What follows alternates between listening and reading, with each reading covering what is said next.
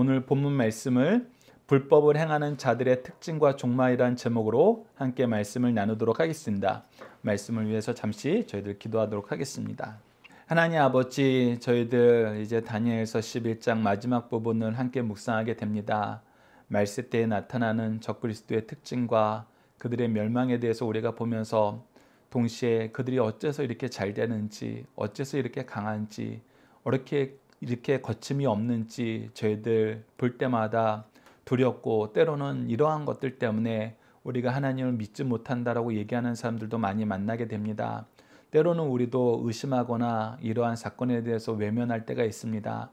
그러나 우리들 이 말씀을 통해서 이 적그리스도들의 특징을 다시 한번 살펴볼 수 있도록 인도하셨고, 하나님께서 이들을 내버려 두시는 이유와 또 그들의 마지막이 얼마나 순식간에 사라지는지 이 내용을 확인함으로써 여전히 하나님의 통치를 신뢰하고 믿으면서 하나님 나라의 일꾼으로 이 땅을 살 수 있도록 인도하셨고, 무엇보다도 우리에게 강한 믿음과 기도의 능력을 허락하여 주셔서 우리가 이 세상을 이기는 승리하는 삶을 살 수 있도록 인도하여 주시옵소서.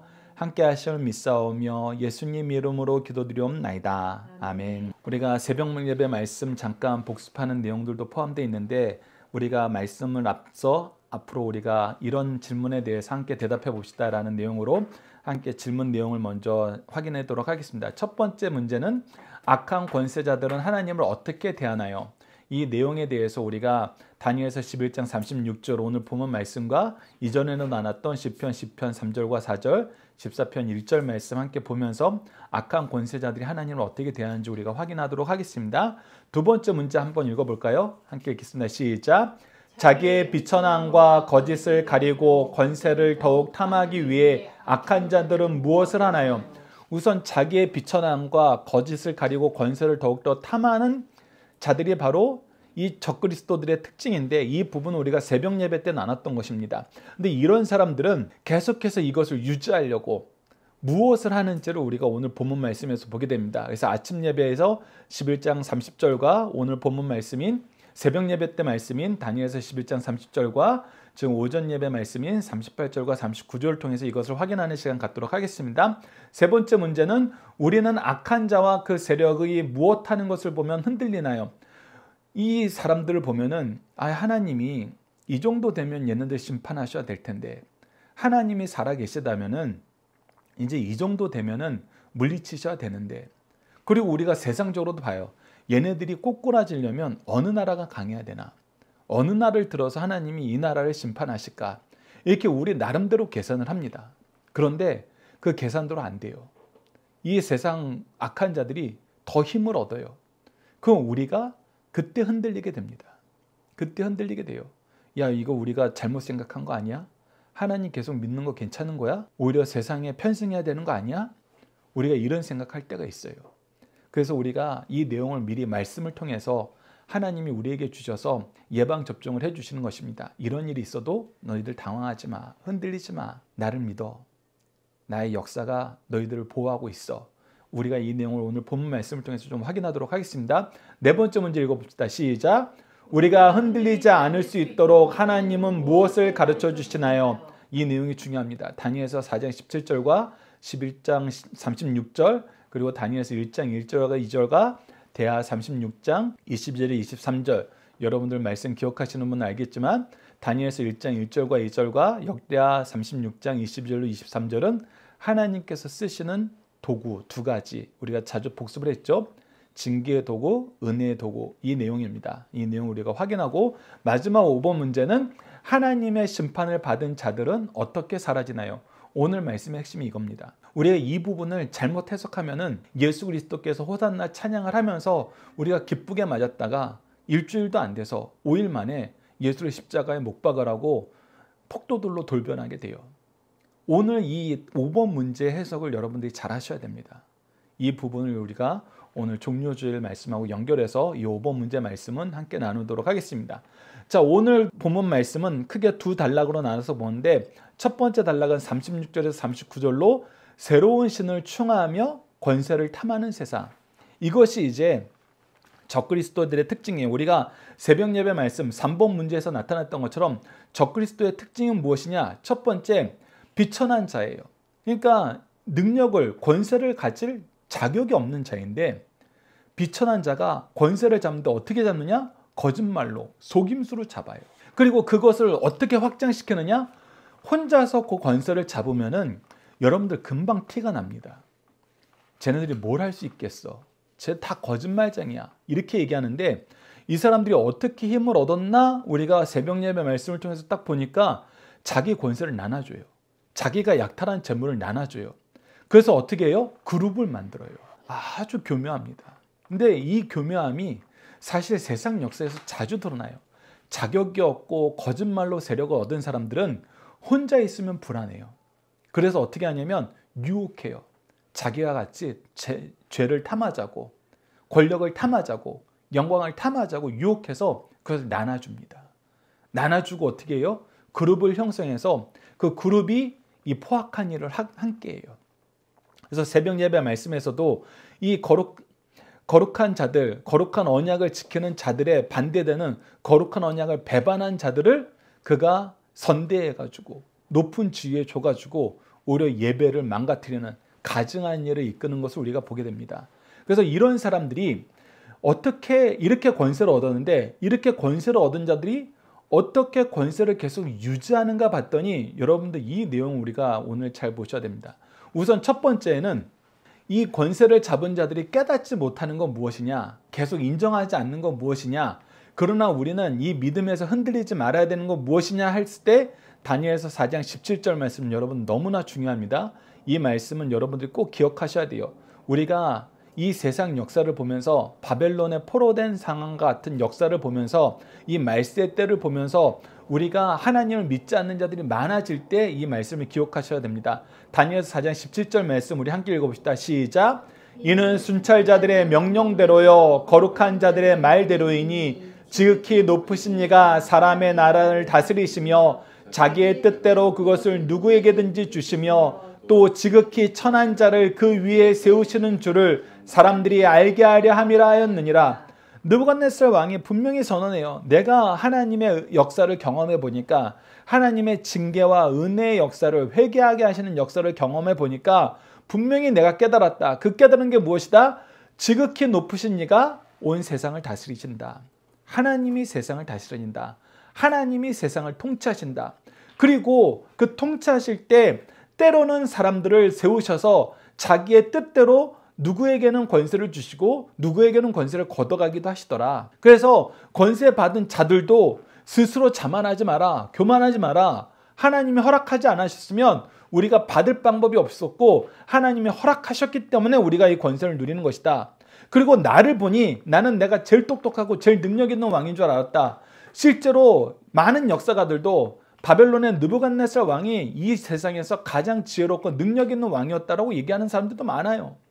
그런데 자기 자신에 대해서 뭐라고 고백하냐면 지극히 천한 자를 그 위에 세우시는 줄 알았더라.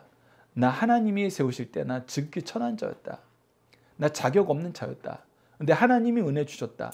그래서 우리는 이것을 기억해야 돼요. 모든 통치는 하나님께서 하시고 계시고 그의 권세는 하나님이 때로는 때에 따라서 필요에 따라서 누구에게 주기도 하고 거두기도 하시고 하나님이 쓰실 때는 아주 천한 자도 높이 쓰시더라. 그런데 이것을 믿지 않는 사람들은 어떤 생각을 하면서 살아요? 시편 3절에서 4절입니다. 악인은 그의 마음에 욕심을 자랑하며 탐욕을 부리는 자는 여호와를 배반하며 멸시하나니 악인은 그의 교만한 얼굴로 말하기를 여호와께서 이같이 감찰하지 아니하신다 하며 그의 모든 사상에 하나님은 없다 하도다. 처음에는 하나님을 인정하다가 점점 교만에 빠지고 자기 의에 빠지게 되면은 악한 길로 가는데 그때는 무엇을 하게 되냐? 자기 욕심을 자랑해요. 내가 이런 목표 세웠잖아. 이런 계획 세웠잖아. 근데 그게 굉장히 악한 거예요.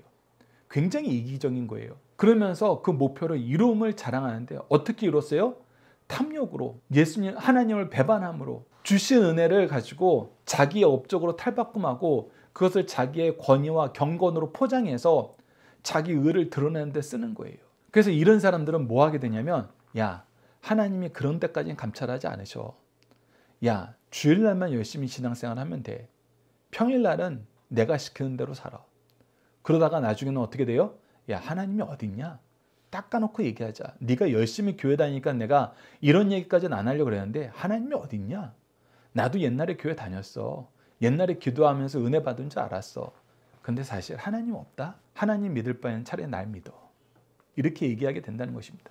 그것이 교만한 자의 특징이라는 거예요. 시편 14편 1절도 보시죠. 어리석은 자는 그 마음에 이르기를 하나님이 없다 하는도다. 그들은 부패하고 그 행실은 가증하니 선을 행하는 자가 없도다.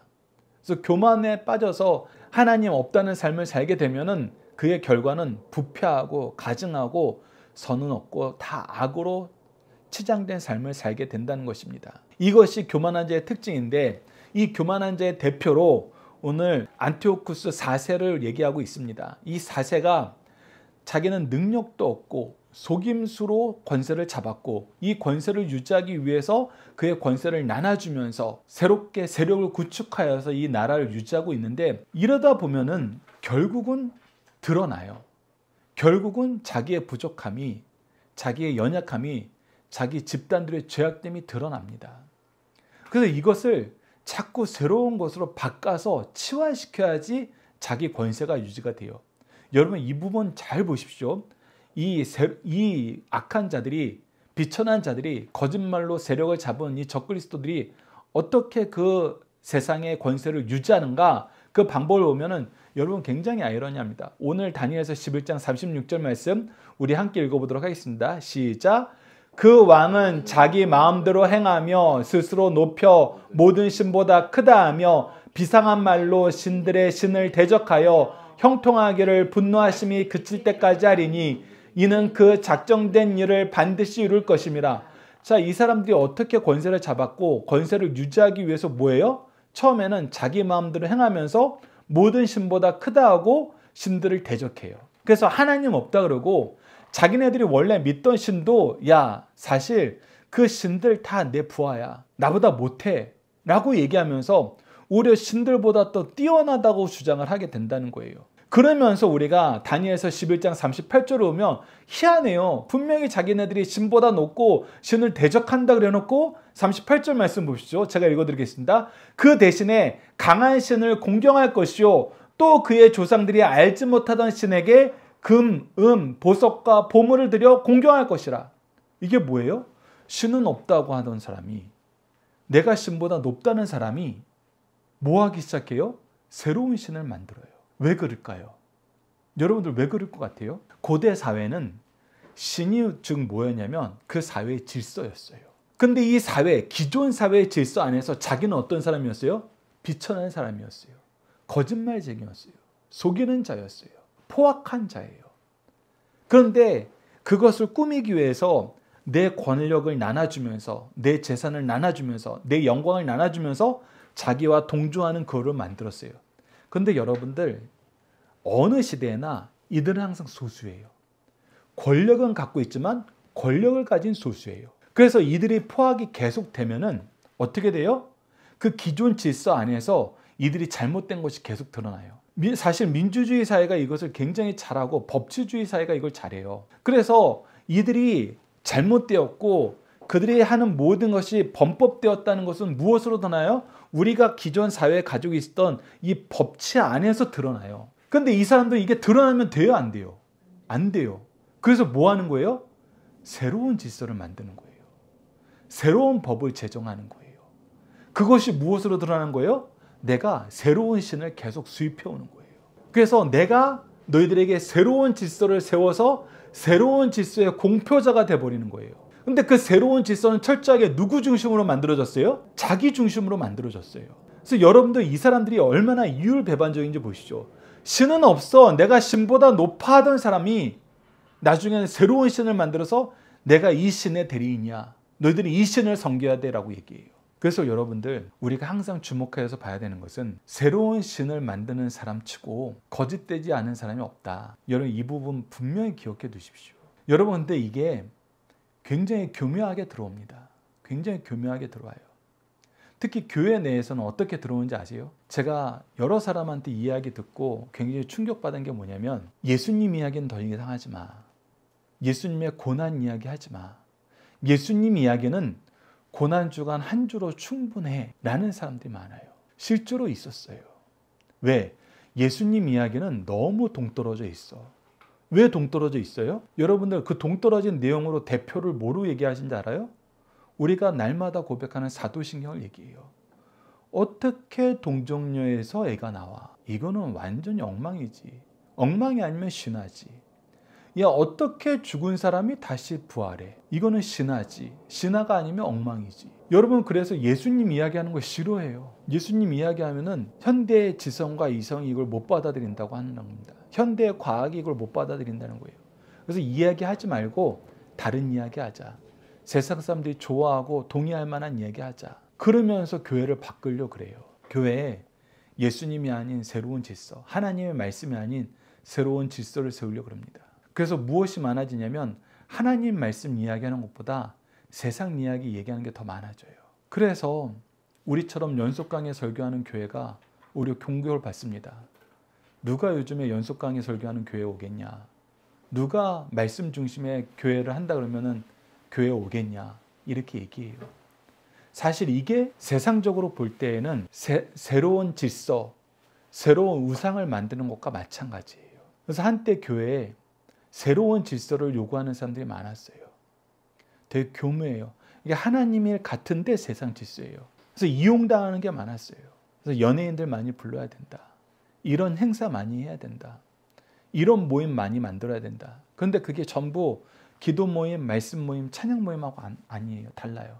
물론 그 껍데기는 기도 모임, 말씀 모임, 찬양 모임이라고 하는데 들어가서 내용을 보면 아니에요. 보컬 트레이닝 시켜준다 그러고 너희들 연예인으로 키워주는데 교회에서 보컬 트레이닝 무료로 받으면은 훨씬 더 이득이다. 그래서 외부에서 보컬 트레이닝 못 받는 사람들 교회 와서 보컬 트레이닝 받아라. 그런 식으로 유혹하는 경우가 있어요. 그럼 복음으로 우리가 인도하는 게 아니에요. 오히려 세상 이방 우상으로 우리가 인도하는 길이 돼요. 그래서 우리가 하나님을 찬양한 것으로 하나님의 말씀을 깨닫게 하는 것으로 기도의 능력으로 인도하기 위해서 새로운 방법을 드러내는 것은 여러분 우리는 그것은 하나님이 우리에게 주신 재능을 바르게 사용하는 거예요. 그래서 그것은 옳아요. 그런데 요즘에 누가 찬양하는 사람들 모아? 누가 요즘에 기도하는 사람들 모아? 누가 요즘에 성경 공부 모임을 해? 그거 안 해. 그러니까 우리 새로운 모임을 교회 안에 만들자. 이거는 여러분들 오늘 다니엘서 11장 38절에서 얘기하는 다른 신을 섬기기 시작하는 것과 마찬가지예요. 그런데 우리가 오늘 본문 말씀을 보면서 여러분들 주의 깊게 봐야 되는 거 다시 좀 앞으로 나와서 다니엘서 11장 46절을 보십시오. 이 사람이 자기 마음대로 행하고 스스로 높여 모든 신보다 크다 하며 비상한 말로 신들을 대적하는데 어떻게 이것이 가능한가? 어떻게 하나님의 입장에서 이것이 가능하도록 내버려 두시는가? 라고 봤더니 그게 뭐예요? 바로 다니엘서 11장 후반절 말씀. 우리가 파란색으로 기록된 말씀. 여러분은 파란색으로 기록된 말씀 형통하기를부터 한번 읽어봅시다. 시작. 형통하기를 분노하심이 그칠 때까지 하리니 이는 그 작정된 일을 반드시 이룰 것입니다. 자, 여러분 여기서 우리가 주의 있게 봐야 됩니다. 형통하기를 분노하심이 그칠 때까지 하리니 분노하시는 분이 누구예요? 하나님이에요. 분노의 대상이 누구예요? 아니에요. 이스라엘 백성이에요. 그러니까 악한 자들이 권세를 얻은 이유가 뭐예요? 하나님이 하나님의 백성을 징계하시기 위해 징계의 몽둥이로 쓰신 거예요. 그래서 여러분들 세상 사람들이 이렇게 악한데 왜 이렇게 잘 돼요? 라고 얘기할 때 우리는 먼저 무엇을 돌아볼 줄 알아야 돼요? 하나님이 왜 이 사람 잘 되게 하셨지? 혹시 우리를 징계하기 위해서 징계의 몽둥이로 쓰시는 거 아닌가? 우리 먼저 이걸 봐야 돼요. 그래서 다니엘서 1장 2절에서 뭐라고 시작합니까? 주께서 유다왕 여호와긴과 하나님의 정 그릇 얼마를 여기서 그가 느부갓네살을 손이에요. 느부갓네살에 넘기심에 하나님이 느부갓네살을 손에 넘겨준 거예요. 느부갓네살이 쟁취한 거 아니에요. 느부갓네살이 이긴 거 아니에요. 하나님이 허락하신 거예요. 그래서 하나님이 징계의 도로 쓴 거예요. 그래서 다니엘서 11장 36절에 분명히 얘기합니다. 그 작정된 일이 반드시 이루어질 때까지 하나님께서 이 사람의 형통을 용인하셨다는 거예요. 그래서 세상 사람들이 잘 될 때는 우리는 먼저 무엇을 봐야 되냐면 우리가 혹시 잘못한 거 있나 없나 확인부터 해야 돼요. 즉 무엇을 해야 돼요? 회개의 역사가 먼저 있어야 돼요. 그런데 이상하게 그리스도인들이 이 일을 잘 안 해요. 왜 잘 안 하는지 아세요? 아무리 봐도 내가 쟤보단 착하게 살았거든. 그게 세상 사람들 앞이나 하나님 앞이나. 쟤네들은 예배도 안 드려요. 쟤네들은 기도도 안 해요. 쟤네들은 헌금도 안 해요. 근데 하나님, 저희들은 최소한 예배 드리고 기도하고 헌금은 하잖아요. 근데 그게 우리의 의가 될 수 없어요. 하나님께 온전한 예배를 드리고 있냐는 거예요. 우리가 하나님 말씀 기준으로 사냐는 거예요. 하나님의 말씀이 기준이 돼야지 왜 세상에 악한 사람이 기준이 되어서 자기 의를 자랑하냐고요. 그러면 하나님 우리가 회개할 때까지 용서하지 않으세요. 더 치세요. 그래서 여러분들 잘 기억하셔야 돼요. 세상이 악한 자들이 잘 될 때에는 혹시 하나님이 우리에게 회개를 촉구하는 거 아닌가. 그래서 우리가 다시 하나님 말씀으로 돌아가야 돼요. 그래서 여러분들 시시때때로 우리가 말씀 보는 게 중요합니다. 왜? 말씀이 하나님의 기준이거든요. 이 기준을 모르면 우리가 무엇이 잘못됐는지 깨닫지를 못해요. 그래서 여러분들 이 말씀을 기억하시면서 본 말씀 보십시오. 그래서 이 악한 자들은 하나님이 허락하신 범위 내에서 새로운 질서를 만들려고 합니다. 그래서 새로운 질서를 만들면서 세 가지를 시행하는데 그것이 다니엘서 11장 39절이에요. 다니엘서 11장 39절 우리 함께 읽어봅시다. 시작. 그는 이방 신들을 힘입어 크게 견고한 산성들을 점령할 것이요 무릇 그를 안다 하는 자들에게 영광을 더하여 여러 백성을 다스리게 하며 그에게서 뇌물을 받고 땅을 나눠주기도 하리라. 자 보세요. 기존 질서가 남아있으면은 이 사람들이 자격 없고 거짓말장이 없고 이 사람들이 소수였던 것을 우리가 들춰내요. 그래서 심판할 수 있어요. 그런데 이들이 새로운 질서, 새로운 신을 데리고 와서 새로운 신에게 제사 드리는 새로운 질서를 선포하고 나니까 어떤 일이 생겨요? 그 새로운 질서에 편승하려는 사람들이 더 많아져요. 여러분 이게 세상 사람들의 특징이에요. 새로운 질서 잘 되는 게 있다 그러면 우르르 거기에 달려가요. 여러분들 그래서 교회가 항상 고리타분하다, 구식이다라는 얘기를 듣게 돼요. 왜? 우리는 새로운 질서 쫓아가는 사람들이 아니거든요. 하나님의 질서 지키는 사람들이거든요. 그런데 세상에서는 이게 핫하다 하면 쫓아가잖아요. 권력자들이 이걸 했대더라 하면 다 쫓아가요. 셀럽들이 무슨 옷을 샀대더라, 무엇을 입었대더라, 무엇을 했대더라 그러면은 사람들이 다 쫓아가서 그거 하잖아요. 새로운 질서를 얘기하면 쫓아가요. 그래서 이방신을 힘입어 크고 견고한 산성들을 점령하게 돼요. 그래서 새로운 질서를 내뱉으면은 이 사람도 더 승승장구하게 됩니다. 그러면서 어떤 사람들이 모여요? 그를 안다 하는 자에게 영광을 더하고 여러 백성들을 다스리게 한다. 자기를 추종하는 사람들을 저 당신이 믿는 신 잘 알아요. 당신이 그 일 왜 하는지 알아요. 그러면서 추종하려고 그러면은 권세를 또 나눠줘요. 영광을 더하고 백성들 다스리 힘을 줘요. 그러니까 이들의 세력이 더욱더 커지는 거예요. 그러면서 본격적으로 악을 행하기 시작합니다. 그게 뭐예요? 뇌물을 받고 땅을 나눠줘요. 자기처럼 자격 없는 사람들이 권세를 얻을 수 있도록 돈만 가져와. 나랑 같이 악하게 살자. 그러면은 힘을 나눠줘요. 여러분들 이 일이 비일비재합니다. 비일비재해요. 권력자들에게 아부하는 자들이 얼마나 많은지는 시대를 분분하고 우리가 항상 확인하게 돼요. 말도 안 되는 일을 하는데 그걸 하겠다는 사람들이 줄을 서 있어요. 그 얘기는 뭐예요? 악한 일을 하는데 내가 권세만 얻을 수 있다면 이 악한 일 하는 거 괜찮아 하는 사람들이 갈수록 많아진다는 거예요. 그래서 악한 자들은 이렇게 권세를 확대시켜 나갑니다. 이렇게 권세를 확대시켜 나가요. 여러분 그래서 이거 기억하십시오. 다시 한번 강조합니다. 새벽 예배부터 이어오는 거예요. 새벽 예배에서 이어올 때 우리가 봅니다. 원래 이 적그리스도의 세력, 교회를 방해하는 세력, 예배를 방해하는 세력들은 자격이 없는데 거짓으로 권세를 얻어요. 그리고 그 권세를 나눠주면서 자기 그룹을 형성합니다. 그리고 이런 것을 교회 안에서도 강요를 해요. 교회 안에서도 하나님보다는 자기가 더 존경을 받으려고 해요. 그러면서 교만하여 하나님 없어요. 기존 질서는 다 잘못된 거예요 하면서 무엇을 해요? 더 강한 신을 공경해요. 자기가 새로운 신을 공수해 와요. 새로운 질서를 형성하려고 그래요. 그래서 법도 뜯어 고치려고 그러고 자기 세력에 유익한 것으로만 계속 실천하려고 그래요. 그런데 이런 일을 하면은 반대하는 사람이 많아질 것 같은데 아니에요. 세상은 권세에 편승하는 사람들이 더 많아져요. 이것이 새로운 신을 충하며 권세를 탐하는 자들이 흉흉해지는 활개를 치는 세상이에요. 그런데 여러분들 분명히 기억하셔야 돼요. 이런 사람들이 이렇게 흉흉해지고 활기를 칠 수 있는 이유는 무엇이다? 하나님께서 그들에게 권세를 주셨기 때문이에요. 근데 그들에게 권세를 주신 이유는 무엇이다? 우리를 징계하는 징계의 도구로 쓰시는 경우가 거의 대부분이다. 여러분 이 내용을 기억하시고 새벽 예배에 연결하면은 한 가지 더 이유가 있죠. 그것이 무엇이죠? 우리를 연단하기 위해서다.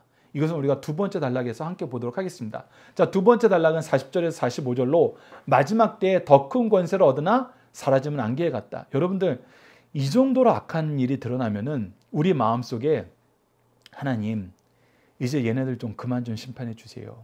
하나님 얘네들 이제 해도 너무한 거 아닙니까? 하나님 얘네들 좀 이제 꺾어 주셔야 되는 거 아니에요? 이런 생각하게 돼요. 저도 세상을 보면은 너무 악한 자들이 흉흉해지면은 이번에는 이 세력 어떻게든 좀 심판 받아야 될 것 같은데 이런 생각하게 돼요.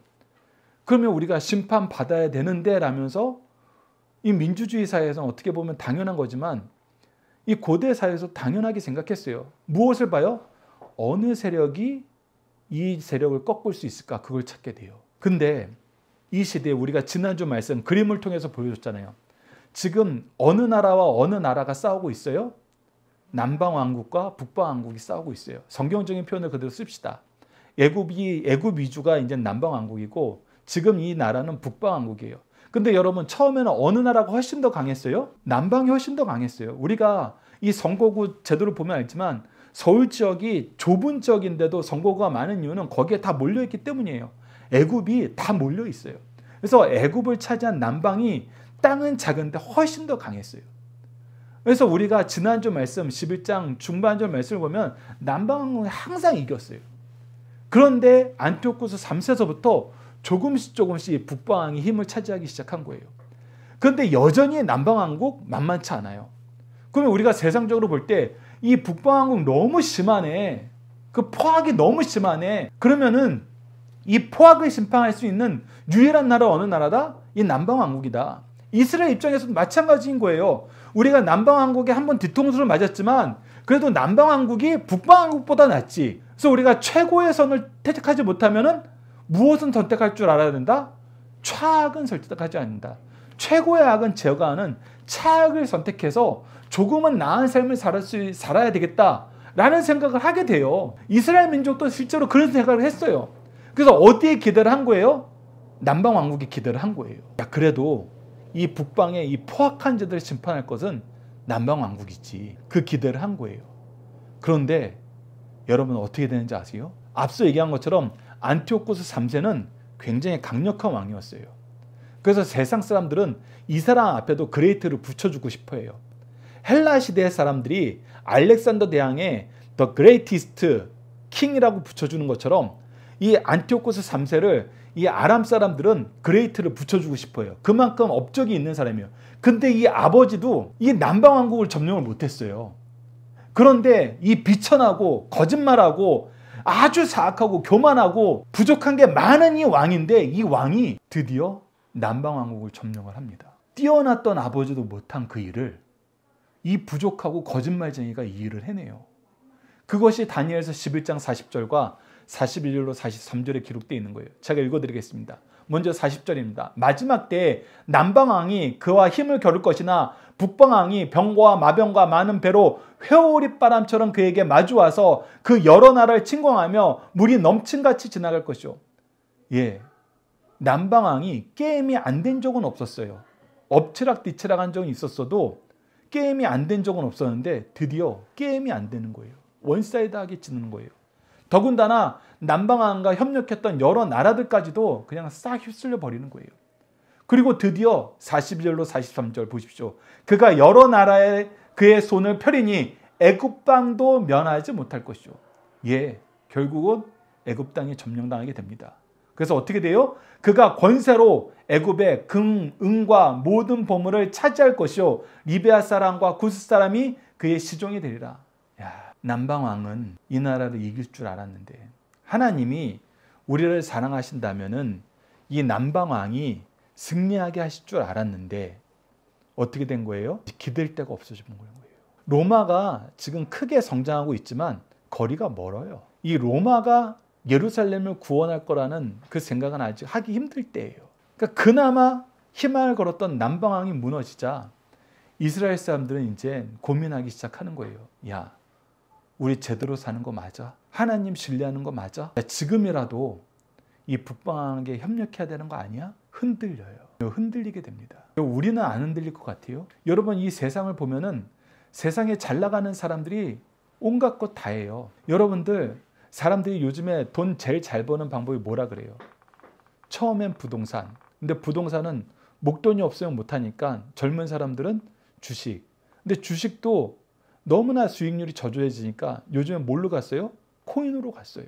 그래서 어떤 교회에서는 그런 일이 있대요. 주일날 청년회 모임을 하면은 청년회 모임은 간단하게 끝내고 부동산 투자, 주식 투자, 코인 투자 설명회 하는 사람들이 있대요. 이거 뭐예요? 야, 교회에서 하나님 신뢰해서 복 받는 것보다 부동산, 주식, 코인 투자해서 복 받는 게 훨씬 더 쉬워. 그게 요즘 트렌드야. 이렇게 얘기하는 사람들이 있는 거예요. 그럼 여러분들 그런 모임 참여 안 할 것 같아요? 왜 안 해요? 하게 돼요. 아무리 우리가 주일날은 말씀 중심, 예배 중심이라고 얘기하고 열심히 신앙생활하자, 말씀 모임하자, 기도 모임하자, 찬양 모임하자 하지만 우리도 핑계대요. 아, 우리 예배는 드렸잖아요. 우리가 봉사는 했잖아요.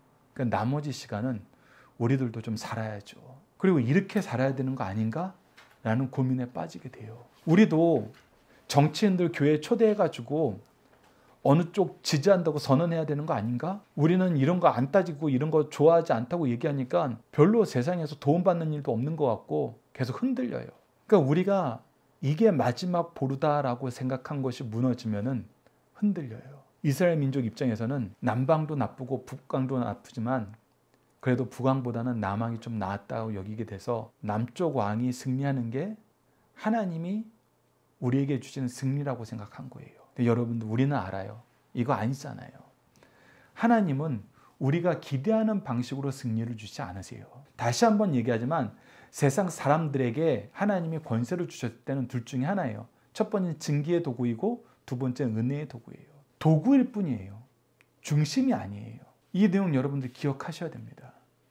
그래서 우리는 어떻게 살아야 돼요? 우리가 새벽 예배 때 나눴던 말씀 다시 한번 복습합니다. 우리는 이 세상을 살 때 하나님이 모든 것을 통치하시고 하나님의 뜻대로 세상 사람들의 권세를 주는 걸 알고, 첫째는 우리는 하나님을 아는 자들로서 하나님 안에서 강하고 담대한 삶을 살아야 돼요. 둘째는 하나님의 말씀을 가르치는 삶을 삶으로써 열매 맺는 삶을 살아야 돼요.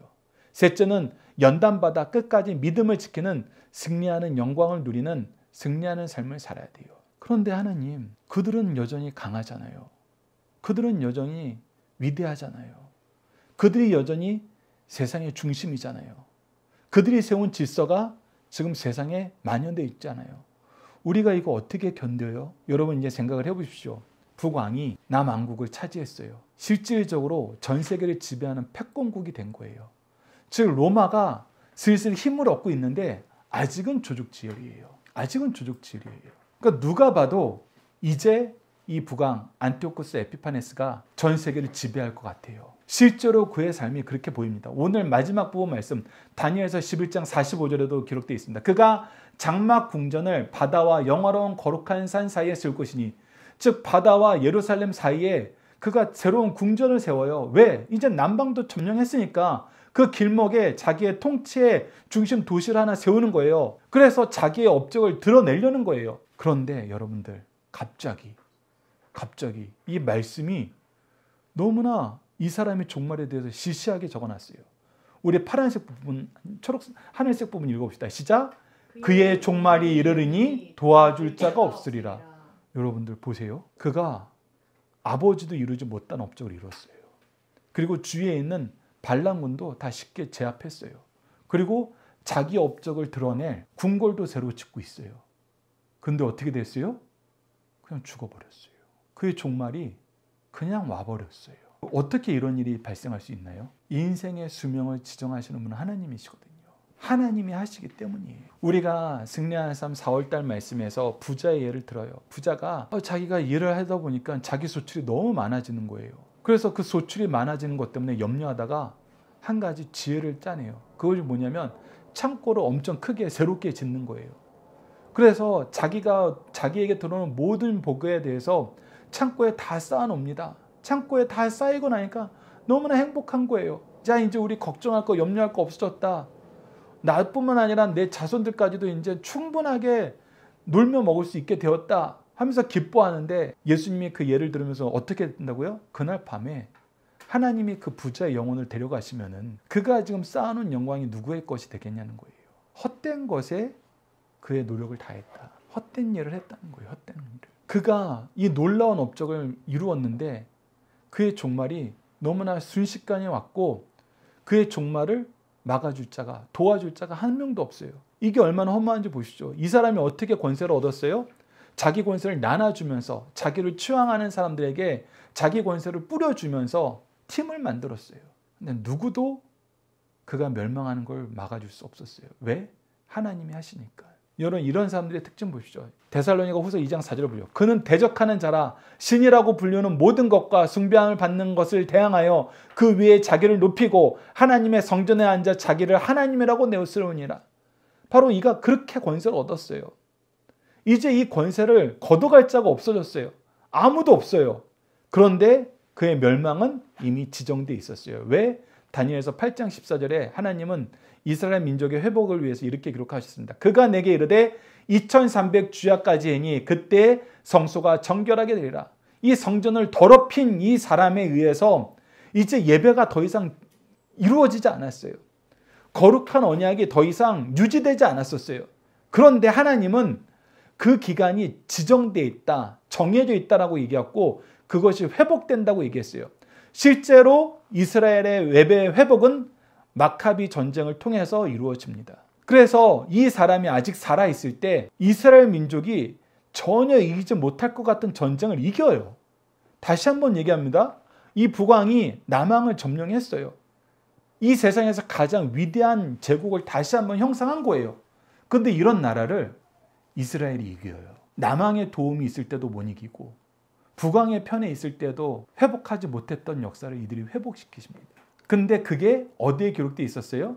하나님이 미리 말씀해 주신 거예요. 그러면서 우리 인생에게 얘기합니다. 야고보서 4장 14절을 보시죠.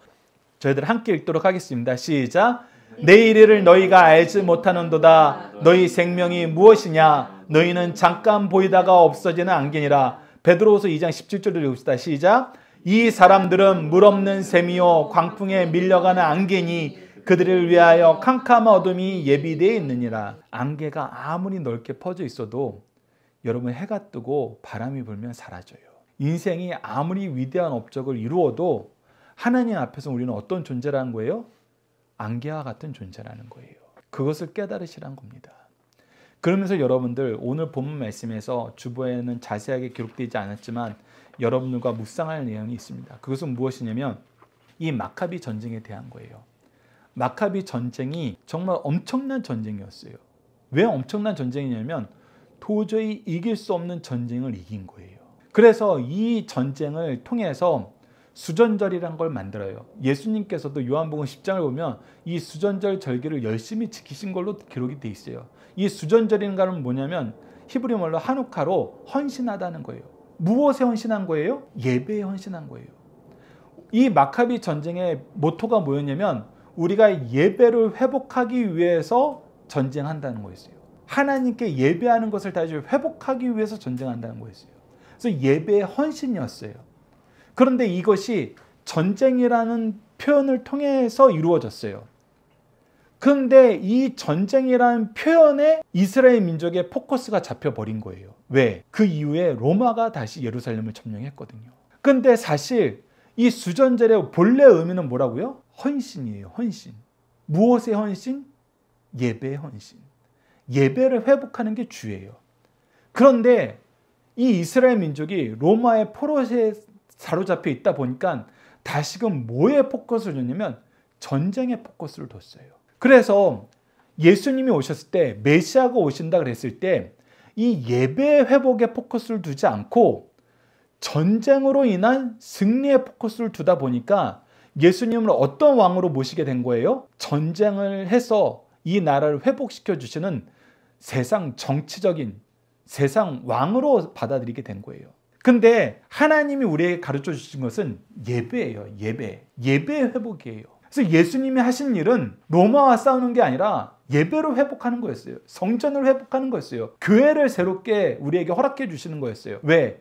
예배는 하나님과의 관계예요. 하나님과의 교제예요. 그래서 하나님과의 관계 회복이 예배의 회복이고 이것이 거룩한 언약이에요. 그런데 이 수전절을 이스라엘 민족은 전쟁으로 바꿔버렸어요. 그래서 예수님이 호산나 찬양을 받으시고 들어오실 때 전쟁하여서 승리해 줄, 우리에게 다시금 마카비와 같은 승리를 맛보여줄, 다윗과 같은 승리를 맛보여줄 전쟁의 왕으로 착각했던 겁니다. 하지만 예수님은 예배의 회복, 하나님과의 관계 회복, 죄의 문제 회복을 위해서 이 땅에 오셨던 거예요. 여러분들 그래서 주의하십시오. 우리가 하나님의 역사를 보고도 그 역사의 핵심, 중심을 잘못 해석하면은 우리가 하나님이 약속하신 메시아가 오고도 그 메시아를 거부하는 인생을 살게 돼요. 그래서 말씀을 어설프게 하시면 안 돼요. 어설프게 적용하시면 안 돼요. 바르게 알고 바르게 적용해야 됩니다. 이유를 위해서 우리가 말씀을 가까이 하는 게 중요하다. 기도로 사는 게 중요하다. 여러분 이 내용 기억하시면서 이 은혜의 말씀이 여러분의 삶 속에 은혜의 역사로, 구원의 역사로, 승리의 역사로 임하시길 기도합니다. 우리 자녀들과 함께하는 기도 내용을 통해서 함께 기도하도록 하겠습니다. 우리를 구원하시고 의의 길로 인도하시는 하나님, 환난 가운데에서도 하나님을 아는 지혜와 복음의 열매와 믿음의 연단을 통해서 승리하게 하심을 감사합니다. 거짓과 포악으로 권세를 얻은 자들을 부러워하며 때로는 이런 자들과 짝하여 사는 것이 지혜로운 것으로 여기고 예배와 말씀을 등한시함을 용서해 주소서. 환난 때에 하나님이 역사를 통치하시고 왜 우리를 위한 징계의 도구와 은혜의 도구를 세우시는지 깨닫게 하시고 믿음을 지켜 승리하는 삶을 살도록 도와주소서. 예수님 이름으로 기도드립니다. 아멘.